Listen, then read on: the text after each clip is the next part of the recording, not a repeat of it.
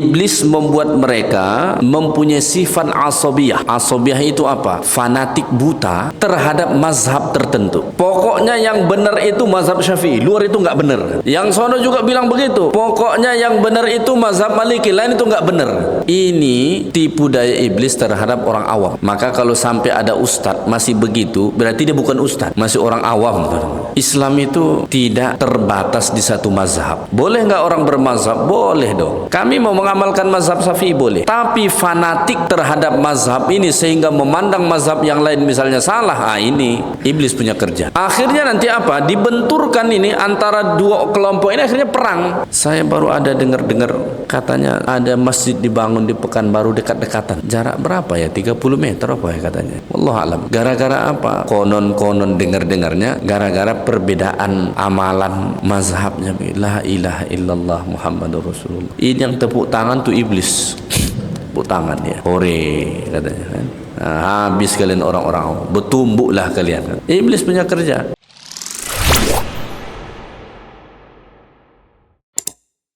Baik, kita sambung al-babus tsani asyar, bab yang ke-12 dalam kitab ini. Fi dzikri talbisi iblis 'alal awam. Pada menyatakan tipu daya iblis terhadap orang-orang awam. Orang awam itu maksudnya siapa? Orang yang rendah pengetahuannya, orang yang tidak mempunyai wawasan ilmu agama, namanya awam. Ya, kalau orang yang mempunyai ilmu, punya wawasan agama, namanya alim, orang alim. Ya, maka salah satu target utama iblis itu untuk dia perdayakan adalah orang-orang awam. Ya, orang alim saja bisa diperdaya oleh iblis, apalagi orang awam. Sebelum ini kita sudah membahas bagaimana iblis melakukan tipu daya misalnya terhadap golongan ulama, ya, para pembaca Quran, para ahli fikih, ahli tafsir, ahli tasawuf. Golongan-golongan ulama ini saja tidak luput mereka daripada tipu daya iblis, apalagi golongan awam, orang-orang yang rendah wawasan pengetahuan ilmu agamanya. Ya. Baik, pengarang kitab ini berkata, qad bayyana anna iblis innama yuqawwi talbisuhu ala qadri quwwatil jahli. Sesungguhnya kami telah menjelaskan, kata beliau, bahwa iblis tipu dayanya makin kuat sesuai dengan kadar kejahilan seseorang. Bahasa kasarnya begini, makin bodoh seseorang itu makin gampang diperdaya iblis.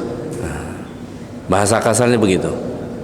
Makin rendah pengetahuan agama seseorang, makin mudah ditipu daya oleh iblis.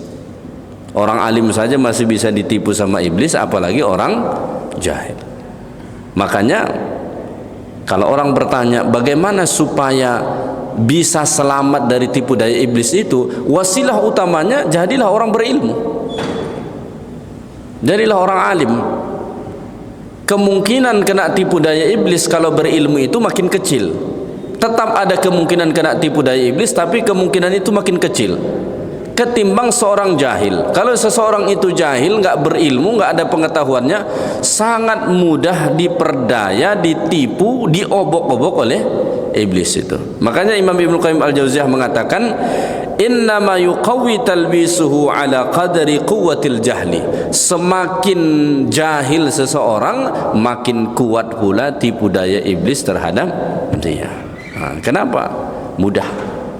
Sama dengan manusia yang bertopeng iblis. Manusia ini juga kan ada yang kadang-kadang mirip iblis begitu. Ya. Pinter dia, tapi pintar nipu gitu. Kalau misalnya yang datang ini nggak tahu apa-apa, makin dihabisin sama dia kan. Misalnya ada orang datang mau beli mobil second ini, yang datang ini awam, nggak tahu soal mobil, baru pandai bawa mobil, soal mesin, soal ini nggak tahu sama sekali. Kalau dia melihat mobil itu yang penting kinclong luarnya, mantap ini mobil. itu menjadi sasaran empuk bagi penjual mobil yang suka nipu. Kenapa? Nggak tahu apa-apa, ya kan? Nah, dalam hal agama juga begitu. Iblis itu makin jahil kita, makin nggak berilmu kita, makin mudah dia menipu kita. Nah, kenapa? Kita nggak punya ilmu, begitu, ya. Wa qad aftana fima fatana bihil awam, ya. Wala bisa alaihim fihi la yumkinu dzikruhu likathratihi. Begitu banyak tipu daya yang dibuat oleh iblis terhadap orang-orang awam sehingga kami tidak mungkin menyebutkannya saking banyaknya, kata Al-Imam Ibnu Qayyim Al-Jauziyah. Wa inna ma nadhkuru minal ummahat, tapi kami sebutkanlah beberapa induk atau beberapa contoh-contoh utama bagaimana iblis itu melakukan tipu daya terhadap orang-orang awam, orang-orang yang rendah pengetahuannya, terutama dalam bab agama, ya. Ya, salah satunya atau contoh pertama, famin dzalika annahu ya'ti ila al-'am fayahmiluhu 'ala at-tafakkur fi dzatillahi 'azza wa jalla wa sifatihi fayatashakkaku, ya. Salah satu contohnya, iblis itu datang dia memperdaya orang awam tentang zat Allah ataupun sifat Allah. Akhirnya bukan membuat orang awam ini makin dekat dengan Allah, makin kenal dengan Allah, yang muncul malah keraguan tentang Allah. Kalau orang alim dia tafakkur tentang Allah, memikirkan tentang Allah, maka yang muncul ke dalam diri dia semakin yakin, makin beriman dengan Allah. Itu kalau orang alim. Tapi kalau orang awam, orang yang rendah pengetahuan agamanya, dia berfikir tentang Allah, itu hasilnya besar kemungkinan yang muncul keraguan. Kenapa? Ditumpangi setan, ditumpangi iblis.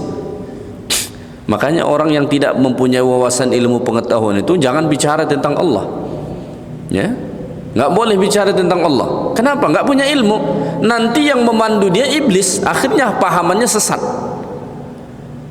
Banyak orang begitu. Akhirnya apa dia bilang? Di dalam diri dia katanya Allah. Kacau tuh kan, ya. Ada konsep yang mereka sebut manunggal katanya, menyatu dia dengan Allah. La haula wala quwata illa billah, ya. Dan dia merasa sudah hebat dia itu. Dari mana dia itu pemahaman muncul? Dari iblis. Kenapa? Dia coba berbicara tentang Allah tapi nggak ada ilmu dia. Makanya ketika Allah membantah orang-orang Nasrani, orang Yahudi dalam Quran yang mengatakan macam-macam tentang Allah, apa kata Allah saat membantah mereka? Kata Allah, "Ma lahum bihi min ilm wala li abaihim." Mereka ini yang berbicara tentang Allah, yang ngaur pembicaraannya tentang Allah, enggak punya ilmu. Datuk nenek moyang mereka juga enggak punya ilmu tentang Allah. Jadi mereka berbicara tidak berdasarkan ilmu. Karena orang Nasrani misalnya mengatakan Allah punya anak. Katanya ada anak tunggal Allah. Siapa anak tunggal Allah? Isa, kata mereka. Yahudi juga begitu, mereka mengatakan Allah punya anak tunggal namanya Uzair. Saat Allah membantah mereka ini, kata Allah, "Ma lahum bihi min ilm wala li abaihim." Ini mereka enggak punya ilmu. Nenek moyang mereka sebagai ikutan mereka juga enggak punya ilmu. Karena tidak punya ilmu tentang Allah lalu ingin berbicara tentang Allah, hasilnya ngaur. Apa ngaurnya? Mengatakan Allah punya anak. Makanya kalau kita mau bicara tentang Allah itu pastikan dulu ada ilmunya. Belajar dulu, ya, belajar akidah dulu, ya, belajar tauhid dulu, baru. Jangan kita buka Quran baca sendiri lalu mikirin tentang Allah, ya. Ada kadang-kadang orang awam ini baru-baru cinta dengan agama, lonjakannya keterlaluan, ya, bawaannya melebihi dari apa yang dia tahu, apa keilmuannya begitu. Langsunglah dia memikirkan tentang zat Allah. Di manalah zat Allah tuh? Bagaimanalah agaknya bentuknya tuh? Ya, di manalah kira-kira tempatnya? Ya, ini iblis yang punya kerjaan. Ya. Ada disebut di dalam hadis Nabi sallallahu alaihi wasallam, ya, dari Abu Hurairah radhiyallahu taala an, ya, inna syaitana ya'ti ahadakum, kata Nabi, sesungguhnya syaitan mendatangi salah seorang kamu. Fayaqul, lalu syaitan ini berkata, berbisik dengan begitu halus tapi masuk ke dalam diri kita. Apa kata syaitan itu? Man khalaqaka, siapa yang mencipta kamu? Muncul pertanyaan dalam diri kita, siapa yang cipta aku ini? Ya, lalu dia jawab, Allah. Kemudian dia bertanya lagi, fayaqulu man khalaqas samawati wal ard. Muncul lagi pertanyaan atas bisikan iblis tadi, siapakah yang menciptakan langit dan bumi ini semua? Dia jawab juga, Allah. Setelah itu iblis memunculkan pertanyaan, apa dia bilang? Fayaqulu man khalaqallah. Lalu siapa yang mencipta Allah? Kalau yang mencipta aku Allah, mencipta alam semesta ini Allah, lalu siapa yang mencipta Allah? Ada yang pernah muncul pertanyaan ini dalam dirinya? Kalau muncul, itu syaitan punya kerja. Ini questionnaire dari syaitan, pertanyaan dari syaitan. Muncul tiba-tiba, dia ini berpikir tentang Allah, ini lagi mikirin Allah ini, tapi mikirin Allah nggak pakai ilmu. Muncullah pertanyaan pertama, siapa yang mencipta aku? Allah. Siapa yang mencipta langit dan bumi seluruhnya? Allah. Lalu dibisikin iblis, lalu siapa yang cipta Allah? Ya kan? Karena hukum pakai otak manusia ini, segala sesuatu yang ada penciptanya. Ya, itu hukum otak kita manusia. Lalu muncul, dibuat oleh iblis itu untuk memunculkan keraguan ini. Lalu siapa yang mencipta Allah? Ya kan? Maka kalau sudah sampai ke situ, ini tipu daya iblis untuk membuat keraguan-keraguan. Akhirnya dia mikir, bagaimana Allah itu jadi ada? Kapan Allah itu ada? Dikatakan Allah berdiri sendiri, bagaimana Allah bisa berdiri sendiri? Allah itu kan la awwala li wujudih, tidak ada awal bagi wujud Allah. Lalu difikirin ini terlalu jauh. Bagaimana Allah itu bisa ada kalau nggak ada yang mencipta? Bagaimana Allah itu ada kalau tidak ada permulaan bagi adanya, begitu? Ya, ini kan bisa kacau pikiran kita ini. Kalau kita mikirin ke situ, bisa kacau nih pikiran kita. Ya, Allah itu ada, tapi tidak ada yang mengadakan Allah,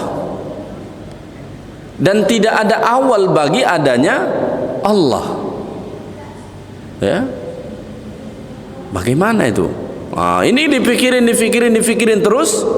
Akhirnya yang muncul bukan imannya makin nambah, tapi muncul keraguan-keraguan. Kenapa? Ditunggangi oleh iblis. Lalu bagaimana orang beriman tentang hal ini? Dia nggak mau capek mikirin ini, nggak mau dia capek. Allah Ta'ala memperkenalkan dirinya bahwa dialah yang paling awal, tidak ada yang lebih awal dari Allah. Sudah begitu, nggak usah difikirin. Allah Ta'ala sudah mengatakan bahwa dialah Al-Khaliq, yang maha pencipta, maka tidak ada yang mencipta Allah. Nggak usah difikirin terlalu jauh.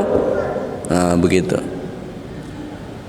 Makanya ada ungkapan mengatakan, fikirkanlah sifat-sifat Allah, jangan fikirkan zat Allah. Nah, tapi iblis, syaitan kadang-kadang suka begitu, ya, memperdaya manusia, orang-orang awam terutama, yang menjadi target dia. Hadis ini didengar Abu Hurairah langsung dari Nabi Sallallahu Alaihi Wasallam. Kemudian Abu Hurairah mengatakan, kasus yang seperti ini benar-benar terjadi. Apa kata Abu Hurairah? Qala Abu Hurairah berkata, fa wallahi inni jalisun yauman, demi Allah satu hari saya sedang duduk, kata Abu Hurairah, idh qala rajulun min ahli al-Iraq, idh qala li rajulun min ahli al-Iraq, tiba-tiba ada orang Irak, ada seorang laki-laki orang Irak berkata kepadaku, kata Abu Hurairah? Apa kata laki-laki itu kepada Abu Hurairah? Hadzallahu khalaqana. Allah Ta'ala yang mencipta kita. Kata laki-laki orang Irak itu. Faman khalaqallah. Kata laki-laki orang Irak ini ke Abu Hurairah, lalu siapa yang menciptakan Allah? Mendengar itu Abu Hurairah langsung teringat dengan hadis yang dia dengar langsung dari Nabi SAW tadi. Apa yang dilakukan Abu Hurairah? Kata beliau, faja'altu usbu'i fi udhuni. Aku meletakkan hujung jari-jariku ke telingaku. Tutup telinga, tak mau dia dengerin itu. Karena laki-laki tadi sudah mulai nanya, siapa yang mencipta Allah? Ya, itu pertanyaan yang sudah ditunggangi oleh iblis. Ya, maka kemudian beliau mengatakan, sesungguhnya benar apa yang dikatakan oleh Rasulullah sallallahu alaihi wasallam itu. Maka kemudian Abu Hurairah berkata, Allahul Wahidul Ahad, Allah itu Maha Esa. Ya, Al-Ahadus Samad, Allah Taala itu tempat meminta, lam yalid wa lam yulad wa lam yakul lahu kufuwan ahad. Jadi ini salah satu contoh bagaimana iblis memperdaya, menipu orang-orang awam. Diajak memikirkan tentang Allah, lalu kemudian yang dihadirkan adalah keraguan terhadap Allah, bukan justru ketaatan kepada Allah Subhanahu wa taala. Ya. Baik, kita lanjutkan. Termasuk juga contoh tipu daya iblis terhadap orang awam ialah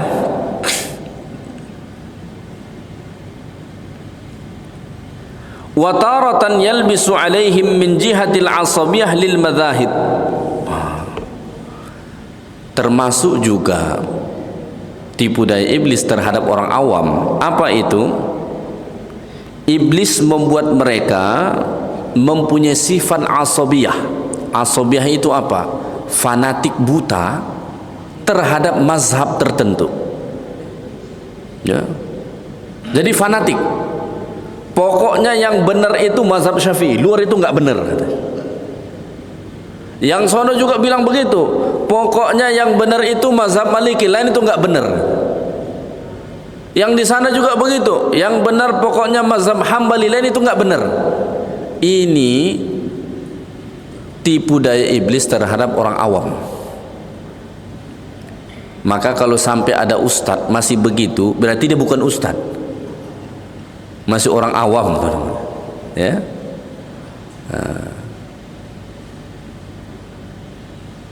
Islam itu tidak terbatas di satu mazhab. Boleh nggak orang bermazhab? Boleh dong. Kami mau mengamalkan mazhab Syafi'i boleh. Tapi fanatik terhadap mazhab ini sehingga memandang mazhab yang lain misalnya salah, ini iblis punya kerja. Akhirnya nanti apa? Dibenturkan ini antara dua kelompok ini, akhirnya perang. Ya.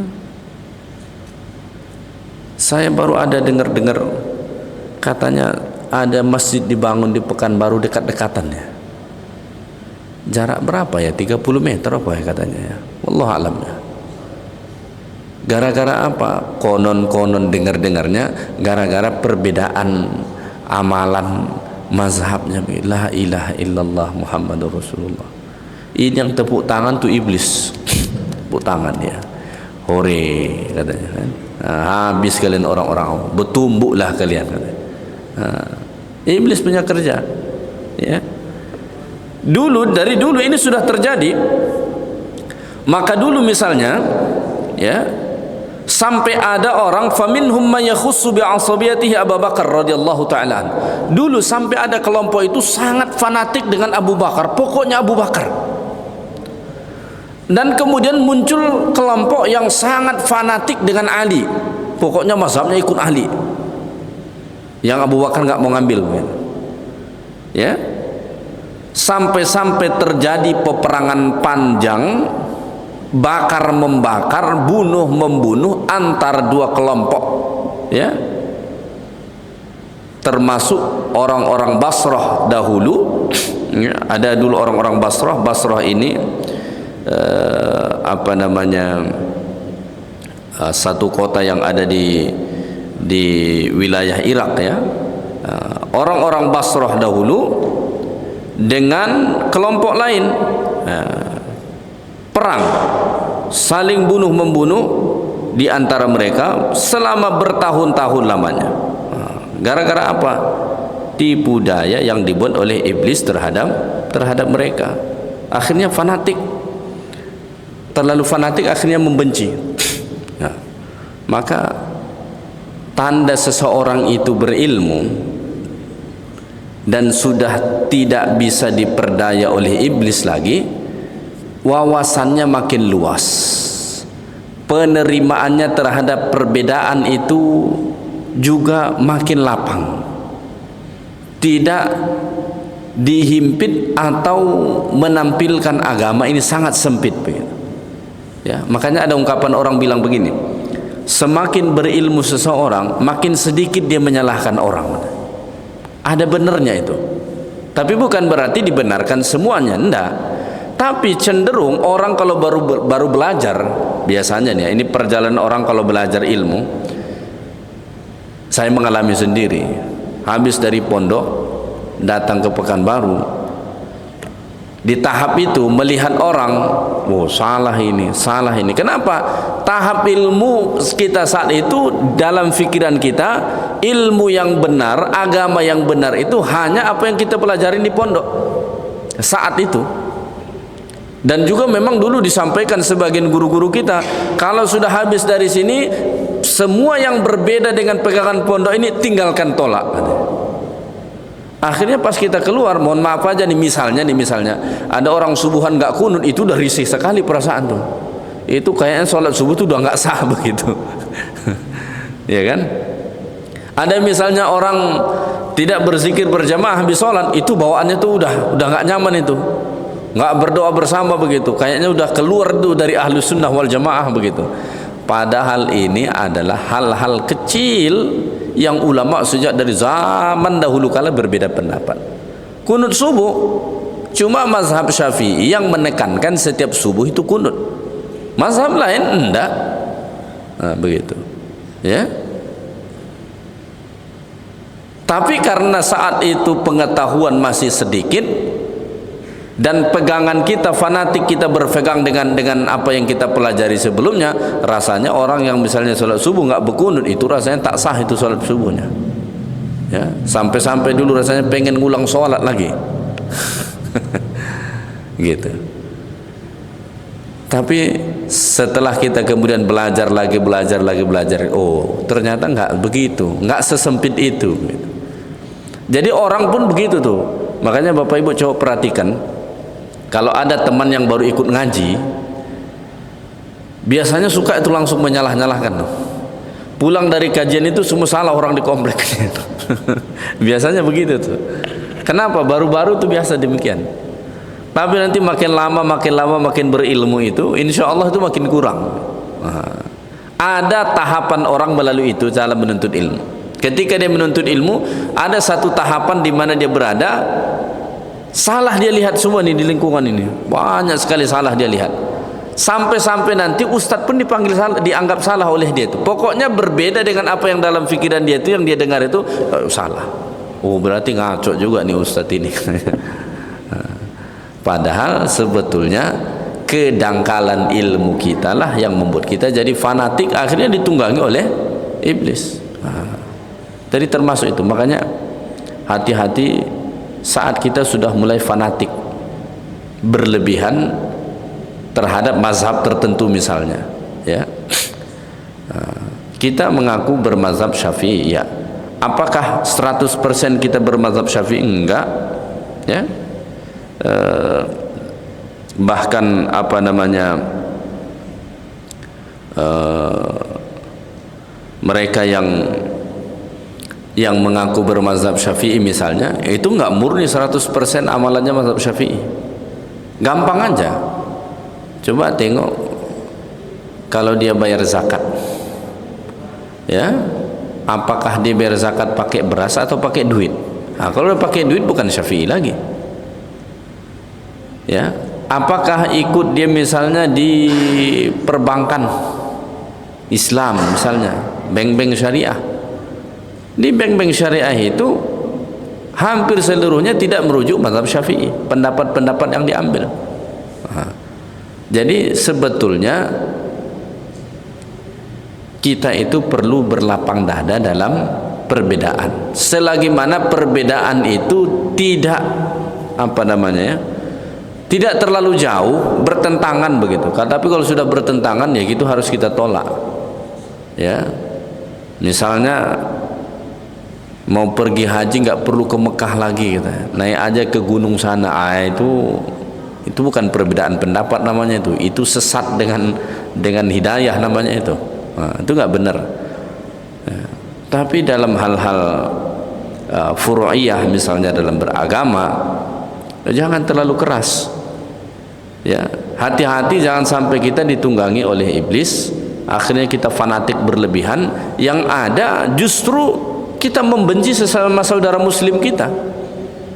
Ini sekarang salah satu fitnah bahaya yang menimpa kaum muslimin apa?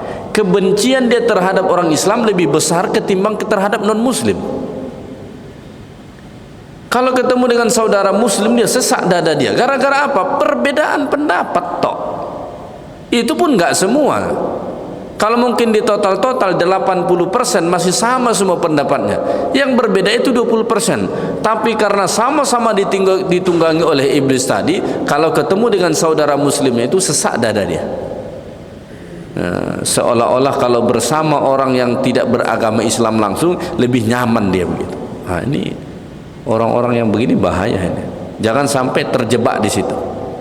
Ya, jangan sampai kita terjebak di situ. Baik, itu bagian dari bentuk tipu daya iblis ya.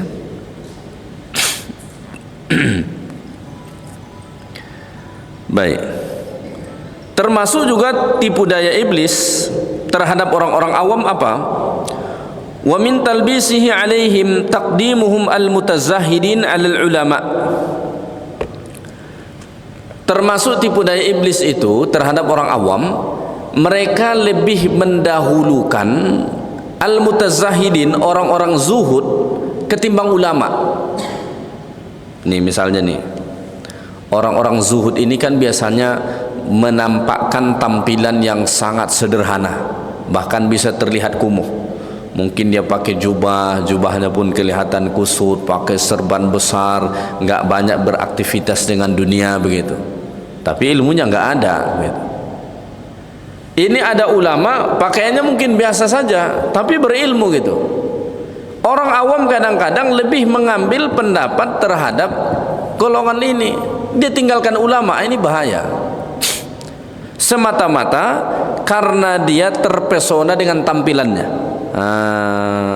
Maka dikatakan falau ra'au jubbata suf ala ajahlin nas 'azzamuhu khususan idza ta'ta'a ra'suhu wa takhashsha'a lahum wa yaquluna aina hadha min fulanil 'alim dzaka talibud dunya wa hadha zahidun la ya'kul ya wa la yatazawwaj, kata mereka. Jadi banyak orang tertipu ketika dia melihat orang zuhud tadi misalnya, ketika mereka melihat jubah ahli sufi itu misalnya, ya, mereka langsung terkagum-kagum. Ada orang begitu. Ada orang memang dia melihat itu pesona tampilannya. Ada di beberapa daerah di negeri kita ini, kalau orang pulang dari Mekah itu langsung dianggap syekh. Kenapa? Karena pulang pakai jubah. Padahal apa kerjanya di Mekah? Bawa orang umroh jadi mutawif. Mohon maaf, kadang-kadang malah nipu jemaah lagi. Ya. Belajar nggak dia di sana? Enggak. Cuma bawa orang-orang umroh. Kadang-kadang ceritanya pun cerita palsu yang disampaikan. Tapi ke pulang kampung pakai jubah, perutnya sudah buncit. Orang-orang kampung lihat, udah kayak orang Arab aja dia nih. lebih didengar ucapannya ketimbang ada orang alim berilmu kuliah belajar agama, lebih didengar. Kenapa? Terpesona dengan tampilan jubahnya. Ini level orang awam ini. Apalagi dia lihat sudah mulai menunduk-nunduk kepalanya begini. Apa kata orang awam itu? Kata mereka, ya, wa yaquluna aina hadza min fulanil alim. Ini jauh beda nih dengan si fulan yang berpendidikan itu. Si fulan yang berpendidikan itu talibud dunia, itu mencari dunia aja kerjanya, sedangkan yang ini enggak.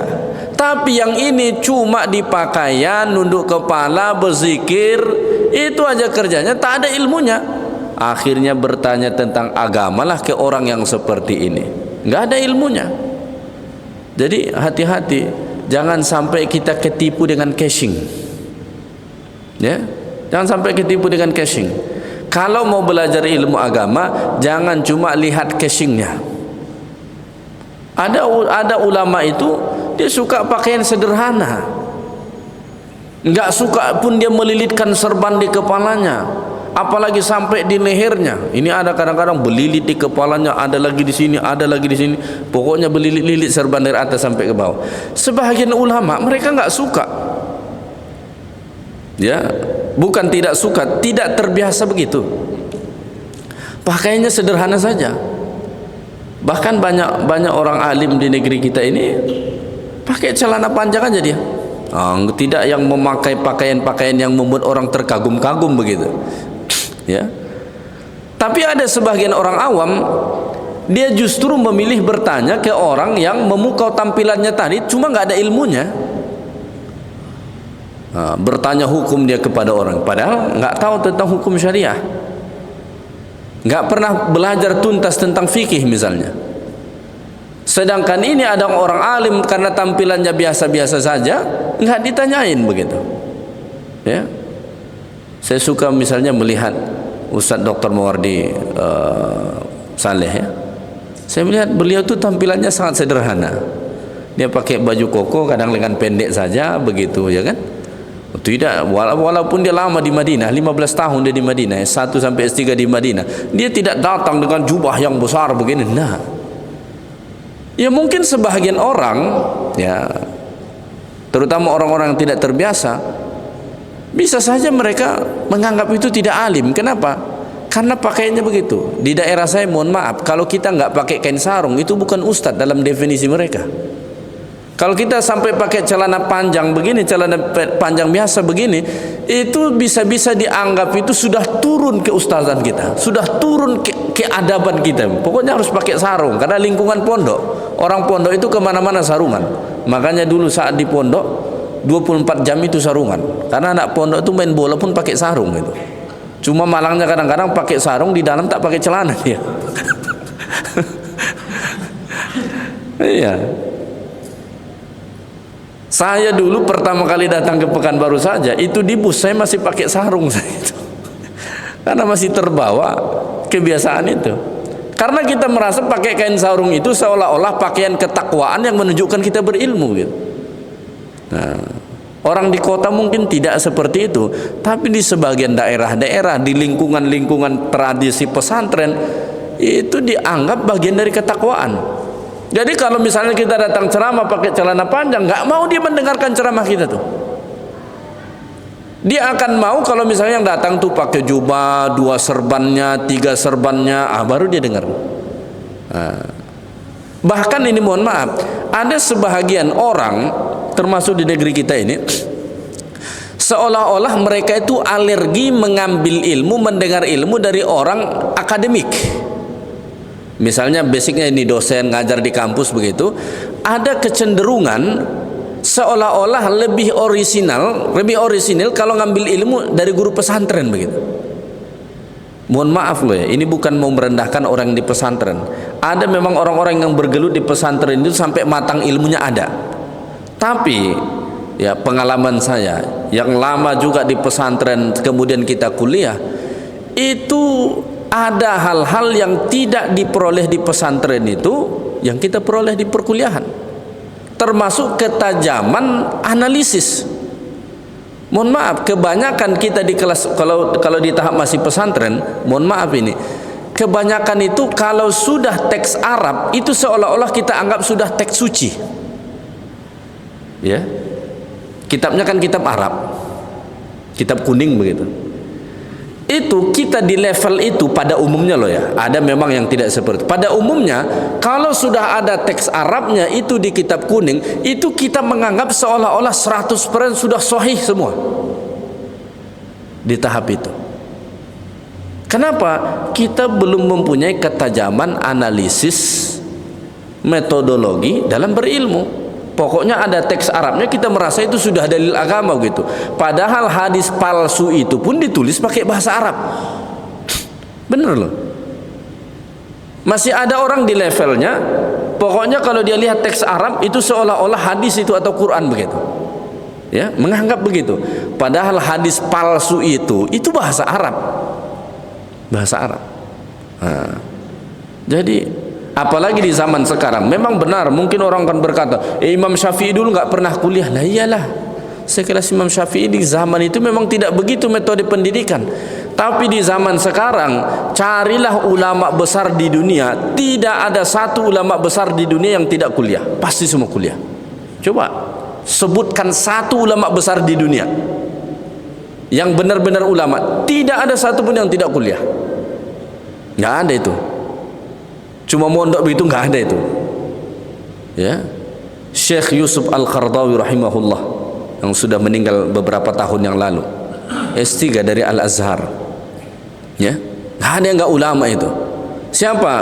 Syekh Wahab Az-Zuhaili rahimahullah yang sudah beberapa tahun yang lalu juga meninggal dunia. Itu juga doktor S3 itu. Ya, siapa lagi? Syekh Said Ramadan Al-Buti juga berpendidikan itu, duduk di bangku kuliah.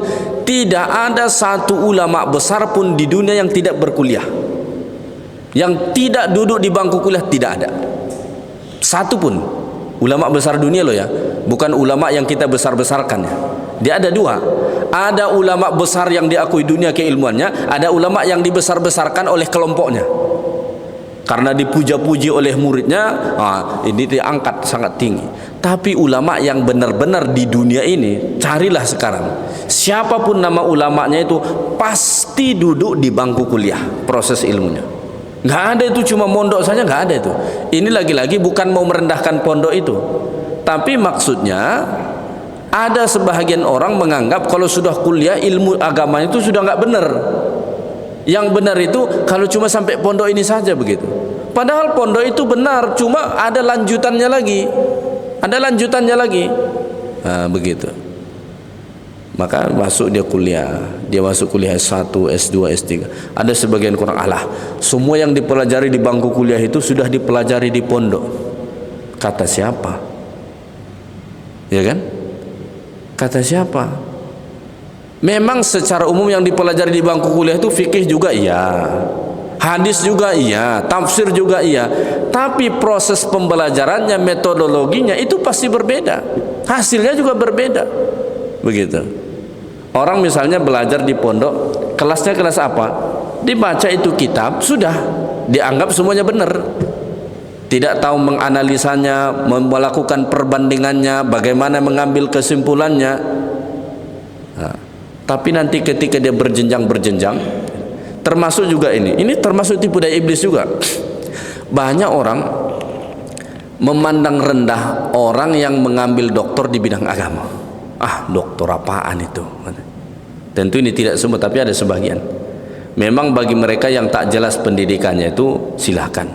Karena ada aja sekarang tiba-tiba doktor honoris causa. Saya kadang-kadang aneh saya melihat. Tiba-tiba sudah doktor honoris causa. Di mana kau dapat itu? Di Malaysia. Di mana pula di Malaysia kau dapat itu doktor honoris causa? Rupa-rupanya dibeli itu. Dibuatlah wisuda icak-icak di hotel. Ada mafianya semua itu. Ya. Pokoknya dapat gelar doktor dia. Itu banyak sekarang yang begitu. Tapi kalau yang murni betul-betul dia ngambil S3, wah, ini jangan dianggap sepele itu. Kalau dianggap sepele gampang, cobalah kau ambil S3 tuh. Mudah enggak? Kan begitu. Mungkin membuat satu jurnal pun bisa pecah dua kepala gitu. Iya. Tidak gampang. Tapi karena orang diperdaya oleh iblis, itu seolah-olah sebagian, ya tidak semua, banyak terjadi. Ada orang misalnya, ada ulama, ada ustadz sampai menuntut ilmu S3 ke luar negeri, dipandang rendah oleh kelompok tertentu dan lebih diagungkan ini misalnya orang yang ngajar di pondok begitu. Padahal sebetulnya bukan bermaksud dipertembungkan antara yang dua ini, tapi disinilah peran iblis. Bagaimana iblis itu memperdaya sebagian orang sehingga orang alim itu dijauhi dan lebih cenderung kepada orang yang tidak alim. Nah, terpukau dengan casingnya, dengan tampilannya, misalnya tampilannya sarungan, jubahan, serbanan begitu. Jadi ini bagian daripada talbisu al-iblis. Waliyadzubillah, jangan sampai kita tertipu dengan itu, ya. Kalau mau mengambil ilmu, tetap lihat background keilmuan seseorang itu, ya. Tetap lihat backgroundnya. Kalau saya seperti yang saya sebut tadi, untuk di zaman sekarang saya tetap berkeyakinan hakul yakin, ya, 90% orang alim itu harus duduk di bangku kuliah. Dengan sistem pendidikan di zaman kita ini, di abad ini. Memang dulu imam-imam dulu tuh nggak ada yang kuliah, ya, kampus saja belum ada saat itu.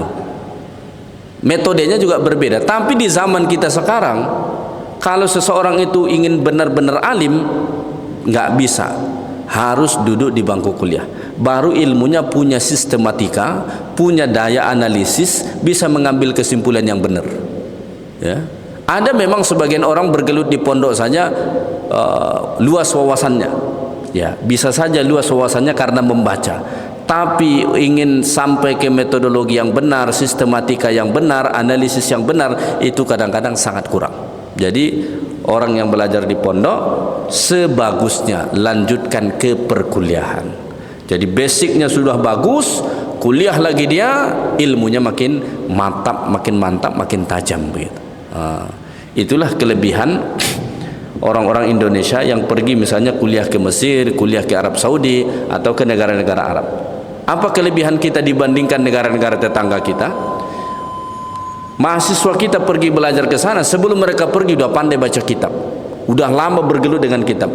Sedangkan orang yang pergi ke Mesir misalnya atau ke Arab Saudi dari negara-negara tetangga kita nggak pernah mondok.